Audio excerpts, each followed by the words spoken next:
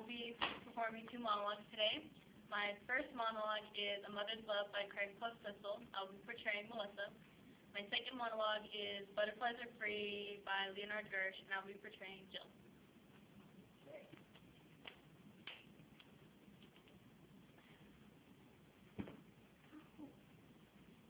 Our children need to be protected, don't they? And a parent has to do whatever they can to keep the child from harm. D-R-U-G-S are everywhere. And, I'm sorry, my little one is here, so I have to talk in code. Just let me know if I go too fast. Anyway, D-R-U-G-S are everywhere. You see reports all the time in the news. It's going on right inside our schools. And that's not all. Kids are going to school with G-U-N-S and K-I-V-E-S. I don't know about you, but that scares the H-E-L-L out of me. I want to keep Teresa safe. She's a little girl, just 4 years old, innocent. Kids should be allowed to stay that way for as long as possible. They grow up too fast. Life is hard enough. I'm sure we can all agree with that. Lifeline. Childhood should be a time when we don't have all those worries. I want to make sure Teresa has that time. I love my husband. Even now, I still love Kevin. Though he thought it was time he sent Teresa to school. I'm sure if he had his reasons, school can be a valuable experience. But times change. School wasn't the same when we were children. My first day of school, I was so scared of being separated from my parents, being surrounded by kids I didn't know. Imagine how much more frightened I would be knowing that our fellow classmates were ARMED. Now look, I'm not saying anything would happen while she was in kindergarten. Of course not. But after that, who knows?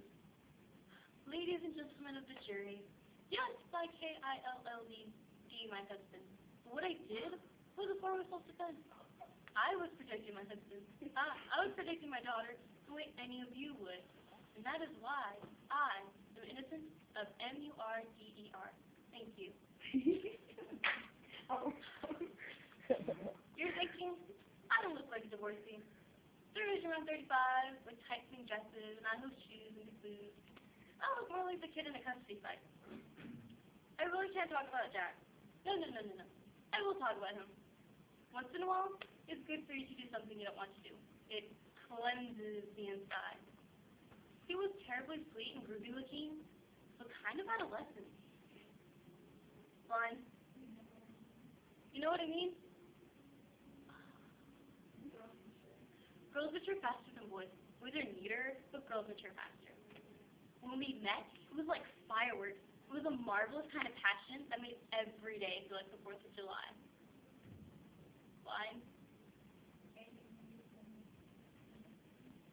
Anyway, the next thing I knew, there we were, standing in front of the justice of the peace, getting married. Blind. I hadn't even finished high school, and there we were, getting married.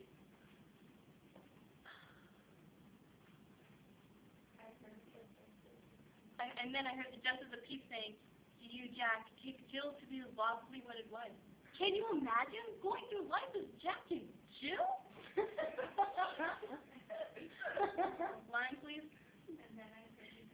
And then I heard, "Till death do us part." And suddenly, it wasn't a wedding ceremony anymore. It was a funeral service. You know, a wedding ceremony is very morbid when you think about it. I hate anything morbid. And there it was, being buried alive under Jack Benson. Line, please. I wanted to run. We ran into the night. But it was 10 o'clock in the morning. And you can't go out screaming into the night at 10 o'clock in the morning. So I fainted. If only I fainted before I said I do. That's it.